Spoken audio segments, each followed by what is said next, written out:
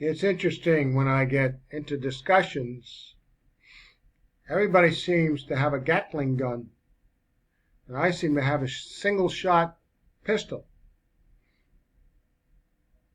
They just Gatling gun a whole bunch of what about this and what about that all over the Bible, not letting you finish one thing at a time. And remember this, it only takes a small amount of time to ask a question, but to provide a good answer, much longer period of time. Most people aren't ready for the detail that I've gone into. They don't want to hear it. They expect me to just capitulate. Well, the problem is, I'm the one with a Gatling gun answer. But it's step by step by step. Bullet number 1, bullet number 2, bullet number 3. They follow in a necessary order if you're going to provide a good answer. That takes study to show yourself approved. And you can show yourself approved by God when you provide an answer, even when you see the back of their heels as they're not willing to listen to everything that you provided. At least they know there's somebody out there that actually opens up his Bible and reads it. Make it clear to everybody with your answer that you're going to provide a thorough answer and evidence that presents itself as plausible, not to the religious or somebody from a particular denomination, but to the average person who's willing to be honest and observe and report using language, context, and logic. Moses, is he the author of the Pentateuch? That destroys everybody. One lady I talked to, she said, we don't know who wrote the Bible. I said, well, who wrote the first 5 books? She goes, I don't know. I said, didn't Moses? And she looked at me startled, like I'd have an answer. But is Moses really the author of the Pentateuch? Some so-called scholars love to delve into that and use their Gatling guns with an answer that doesn't make any sense. Yeah, it's okay to have a Gatling gun answer, and you should, but it's got to make sense. Language, context, and logical sense. Introduction. Most so-called liberal theologians and commentators, along with not a few conservatives, have followed the theory that a number of unknown writers and editors during the period of Israel's history, from about the time of King Hezekiah to that of Ezra the Scribe, compiled and edited several old legends and traditions, verbally transmitted not only by their own Israeli ancestors, but also by the Egyptians, Babylonians, and others, into the book of Genesis. Wow, that is one long stretch. Presumably, they then allowed the story to be circulated that these had come down from Moses in order to invest them with the authority of their great lawgiver. This is the Deuteronomy Hypothesis, documentary hypothesis, and has been applied not only to Genesis, but also to the other books of the Pentateuch, and to Joshua, and in a lesser degree to many of the other books of the Old Testament. It is also called the JEDP hypothesis, the letters standing for the supposed writers of the respective portions. The Jehovist Document, supposedly dated about 850 BC, was marked by the use of the divine name Jehovah. The Elohish Document, about 750 BC, was marked by the use of the name Elohim. The Deuteronomist Document was supposed to be a further editorial emendation of the first 2, dated about 620 BC. Can't they make up their minds? Containing especially most of the Book of Deuteronomy. And finally, the priestly document represents supposed editorial revisions by a group of Jewish priests around 500 BC. You know what? If they want it to be consistent, why do they keep changing it? If they think they're authoritative on something, why do they borrow from unproved sources and make up their own version to shoot themselves in the foot? Well, archaeology has recently provided us with 2 powerful supports for the early dating of the priestly writings. Kitchen, a known archaeologist, well received actually, describes the first and find. Certain difficult expressions and passages in Leviticus could be solved only with cuneiform data of the 18th to 15th centuries BC. These were archaic and obscure by the post-exilic period. The Ras Shamra tablets, 1400 BC, which contain a large amount of Ugaritic literature, render the Wellhausen post-exilic concept void. See, they're trying to just get published and make money on this, it seems. Many of the technical sacrificial terms of Leviticus were discovered in far-removed Canaanite-speaking Ugarit, 1400 BC, such as Ish-Sheh, offering made by fire, Khalil, whole burnt offering, Shelamin, peace offering, Ash'am, guilt offering. Archer is correct in concluding, put a period there. Archer is correct in concluding that these terms were already current in Palestine at the time of Moses and the conquest, and that the whole line of reasoning which made out the terminology of the Levitical cultus to be late is devoid of foundation. They make up claims. You know, by the time they get published, people who are interested in every little nuance that destroys the Bible will buy the books, make these people rich, and they don't care if they're accurate or not. They got to just get a publishing date as quickly as they can to make their money.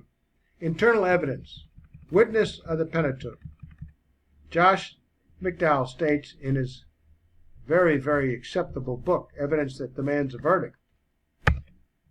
The Pentateuch itself clearly states that these portions of its contents were written by Moses.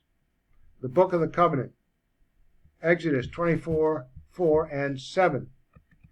And Moses wrote down all the words of the Lord. Then he arose early in the morning and built an altar at the foot of the mountain with 12 pillars for the 12 tribes of Israel. And then he took the Book of the Covenant and read it in the hearing of the people. And they said, all that the Lord has spoken, we will do, and we will be obedient. So Moses is the author by the words inside the book that we have so carefully preserved by accurate translations down through the ages. Renewal of the covenant. Exodus 34:27, referring to Exodus 34:10 to 26. Then the Lord said to Moses, write down these words, for in accordance with these words I have made a covenant with you and with Israel. Why didn't they just change the text as well to agree with somebody else wrote this, or they got this from some ancient historical idea? Deuteronomic Code. The Deuteronomic Code comprises the bulk of Deuteronomy 5 through 30. Deuteronomy 31:9. So Moses wrote this law and gave it to the priests, the sons of Levi, who carried the ark of the covenant of the Lord, and to all the elders of Israel. Deuteronomy 31:24 to 26. And it came about when Moses finished writing the words of this law in a book until they were complete, that Moses commanded the Levites, who carried the ark of the covenant of the Lord, saying, take this book of the law and place it beside the ark of the covenant of the Lord. So what part of this Moses didn't write? God's judgment of Amalek. Exodus 17:14. Then the Lord said to Moses, write this in a book as a memorial and recite it to Joshua, that I will utterly blot out the memory of Amalek from under heaven. You know, when you say somebody else wrote this or it's discovered and they put it all together, did they bother to change these words, these verses?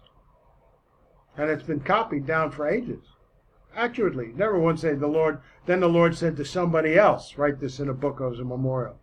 No. You have to disprove what is available before your face, before you turn around and make up something new. Itinerary of Israelites from Ramses to Moab. Numbers 33:2. And Moses recorded their starting places according to their journeys. He recorded their starting places according to their journeys by the command of the Lord. And these are the journeys according to their starting places. He goes on to enumerate them. The Song of Moses in Deuteronomy 32. This is so much testimony of Moses being the author.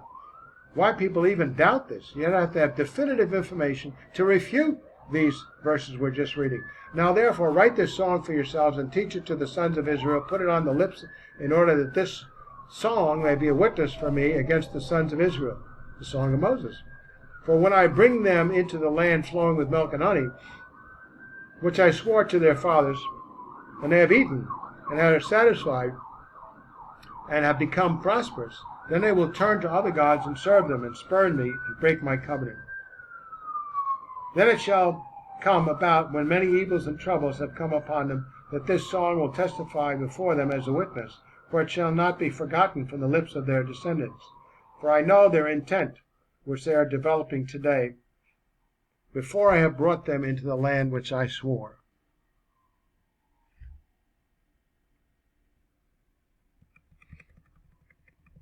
Here we go. The term having written signifies authorship. It does not necessarily mean one has actually penned the words. Somebody may have penned them for them, which Paul did a lot. When we speak of Moses as having written the Pentateuch or being its author, it should be noted, as has previously been pointed out, that quite in accordance with ancient Mesopotamian practice, this does not necessarily mean he himself wrote the words with his own hand, although such may have been the case. Moses was well educated, remember, Pharaoh? It is quite possible that the bulk of the Pentateuch was, like Hammurabi's law code, dictated to scribes. This in no way undermines the essential Mosaic authorship of the contents of the Pentateuch. And here is the legal documents in these pages attributed their authorship to Moses in either the superscription or subscription. We haven't even got to the New Testament yet, Exodus. Legal documents attribute their authorship to Moses. Right here. Leviticus. Right here. Numbers. How many times do you say it over and over again? Moses is the author. And you say, well, no, we got this from this group of people over here, or whatever. Deuteronomy 1-33. Moses certainly was in a position to write the Pentateuch. Introduction. He grew up in Pharaoh's house and was, as Stephen said. Here we go. Stephen says, learned in all the wisdom of the Egyptians. Now, Stephen's all the way back to the 1st century in his testimony. All now agree that his learning would have included the knowledge of writing. Moses had the information necessary for the project. It is likely that records of pre-Mosaic history existed, and had they been in the possession of the Hebrews, they would have certainly become accessible to Moses, the champion of his people. Had they been kept in the Egyptian archives from Joseph's time, they would have likewise been made available to Moses during his early adulthood. Moses also had the time to record this history. He spent 40 years in Egypt and 40 years in Midian, and there was plenty of time in both of these periods to author Genesis. Moses' qualifications. That Moses was preeminently prepared to author a work such as the Pentateuch is witnessed by the following qualifications. Education. He was trained in the royal Egyptian court in their highly developed academic disciplines. This, without a doubt, included a knowledge of writing, for even the women's toilets articles of the time were inscribed. Tradition. He undoubtedly received the Hebrew traditions of their early history and encounters with God. Geographical familiarity. Moses possessed an intimate knowledge of the climate and geography of Egypt and Sinai as displayed in the Pentateuch. A lot of things are obviously plausible with Moses being the author. And here they are. Motivation. As the founder of the Commonwealth of Israel, he had more than adequate incentive to provide the nation with concrete moral and religious foundations. Time, 40 years long. 40 long years of wandering in the Sinai wilderness easily allowed ample opportunity to write this work. Conclusion. At a time when even uneducated slaves working at the Egyptian turquoise mines were inscribing their records on the tunnel walls, it is inconceivable that a man of Moses' background would fail to record the details of one of history's most significant epics. So some of these critics of the Bible, they don't even use common sense to make their story stick. Kurt Seth, one of the greatest authorities of this century on ancient Egypt, in attempting to find the father of one of the greatest contributions to the literary progress of civilization, the North Semitic script, mentions Moses as a possibility. Witness of the other Old Testament books.